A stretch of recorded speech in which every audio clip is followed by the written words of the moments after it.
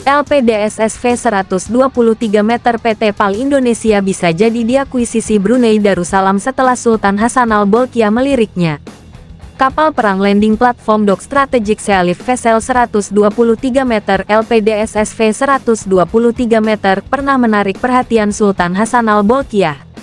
Hal tersebut terjadi pada saat Sultan Hassanal Bolkiah yang didampingi Presiden Joko Widodo meninjau pameran alutsista di Mabes TNI pada tanggal 4 Mei tahun 2018 dan memperlihatkan LPDSSV 123 meter buatan PT PAL Indonesia yang dikutip dari akun @Kemensetnegri.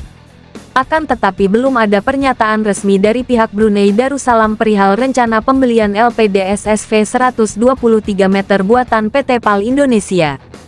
Dikutip dari laman Kemhan.go.id yang berjudul Menhan lepas pengiriman kapal perang SSV kedua pesanan Filipina, LPDSSV 123 meter PT PAL Indonesia pernah bersaing ketat dalam tender internasional pengadaan kapal perang yang dilaksanakan oleh Depan Filipina pada tahun 2014.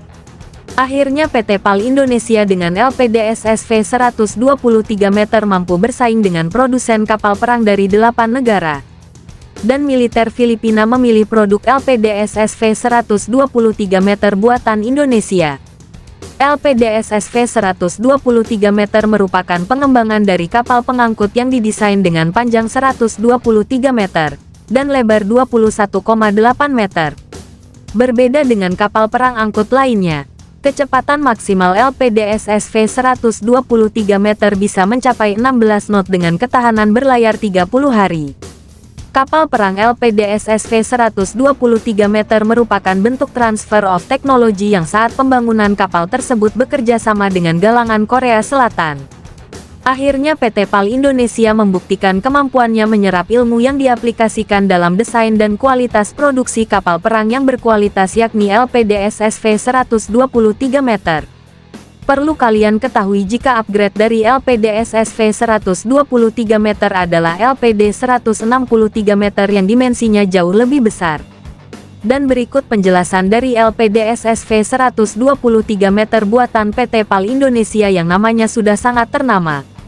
Dilansir dari laman PT PAL yang berjudul SSV Penakluk Samudera karya PT PAL Indonesia, Persero, kapal pertama strategik Sealift Vessel BRP Tarlac 601 dikirim pada tahun 2016 dan diikuti oleh kapal kedua BRP Davao del Sur 621 tahun kemudian.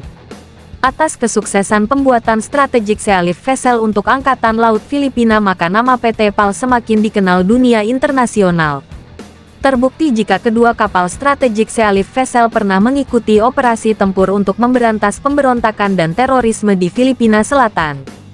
Dan strategik Sealift Vessel berfungsi kapal komando sekaligus kapal penerjun pasukan pendarat tempur untuk melaksanakan serangan pendadakan strategis terhadap basis pemberontak dan teroris.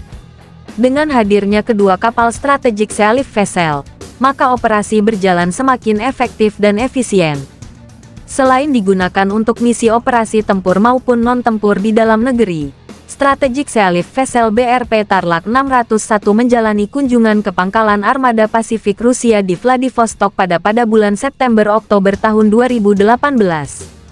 Kunjungan strategik Sealift Vessel tersebut merupakan bagian dari fungsi naval diplomasi dan menunjukkan performa kapal SSV tersebut.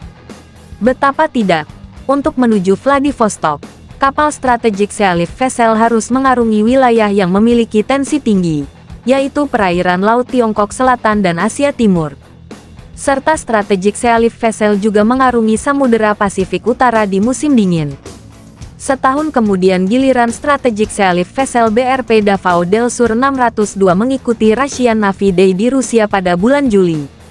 Kapal strategik Sealift Vessel tersebut bertolak kembali ke Filipina dari Vladivostok pada bulan Agustus di tahun yang sama.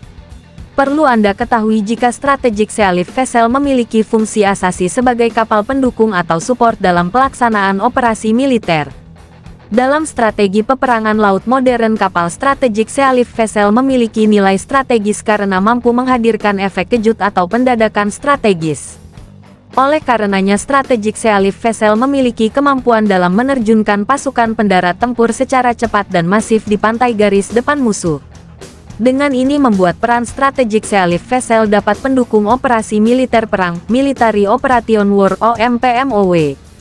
Dan pada masa damai kapal Strategic Sea Lift Vessel dapat difungsikan dalam operasi militer selain perang, Military Operation Other Than War (OMSPMOOTW).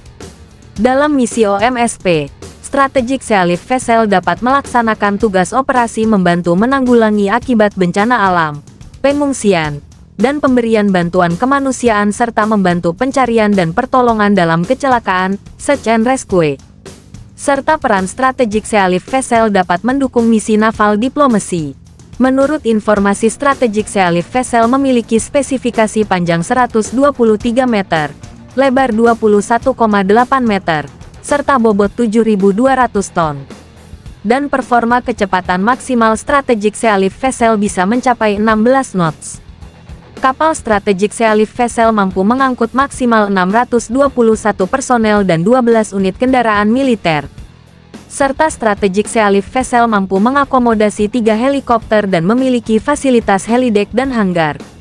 Selain helikopter, Strategic Sea Lift Vessel dilengkapi dengan 2 unit wahana pendarat jenis LCU sepanjang 23 meter. LCU tersebut bisa ditempatkan pada bagian well deck Strategic Sea Lift Vessel. Peran LCU tersebut bisa membawa pasukan pendarat dari Strategic Sea Lift Vessel ke wilayah pantai.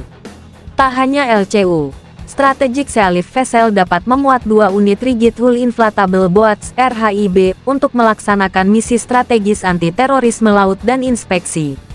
Dari kelengkapan alutsista tersebut membuat Strategic Sea Lift Vessel memiliki jangkauan operasi kapal mencapai 7.500 mil laut.